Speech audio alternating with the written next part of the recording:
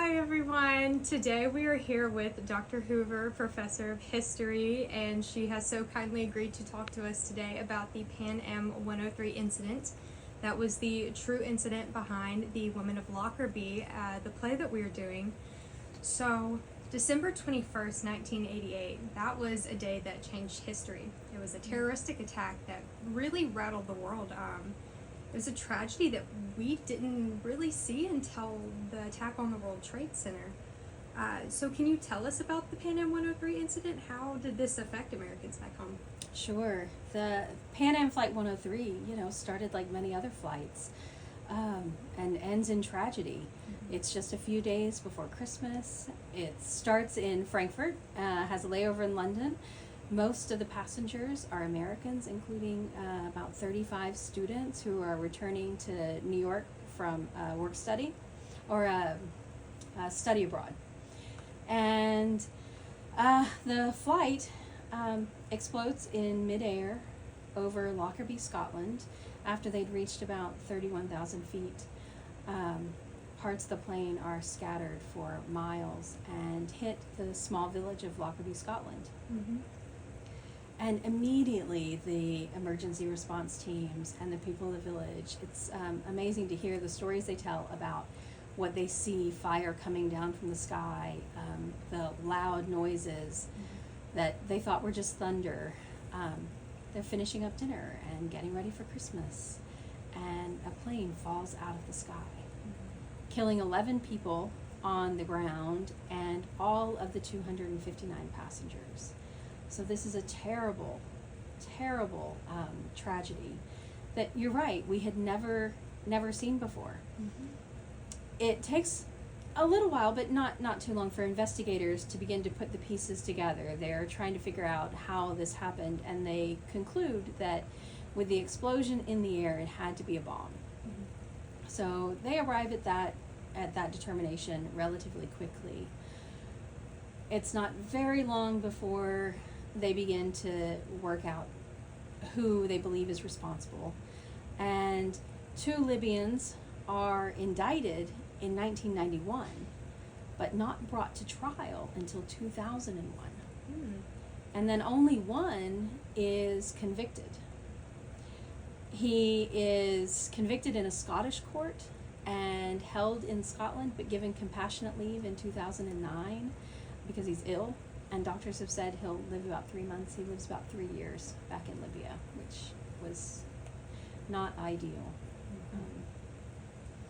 For American families, it was devastating. Families immediately lost fathers, mothers, brothers, sisters that were not coming home for Christmas that year.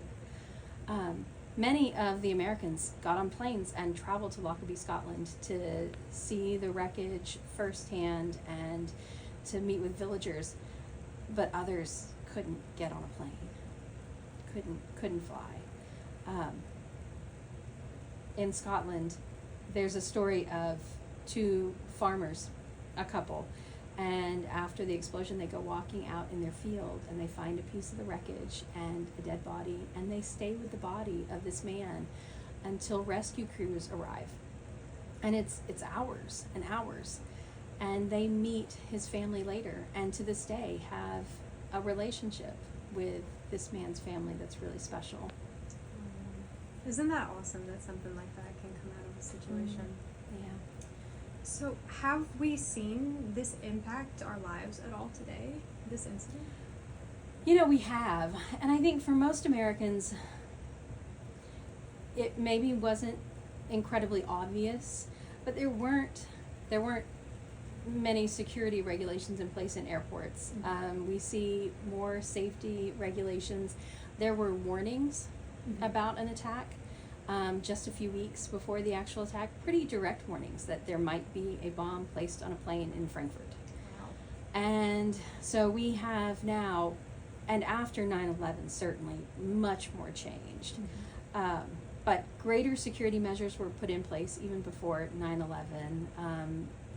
Ways that we reported and paid attention to terrorist threats. So those are things that most Americans maybe don't feel as directly, but were put in place to keep Americans safe. Yeah.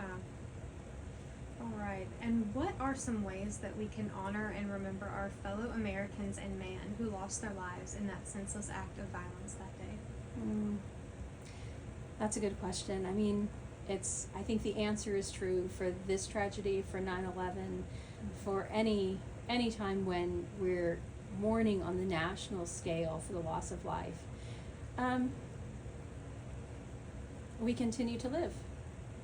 And we continue to fly, and we continue to travel, and we continue to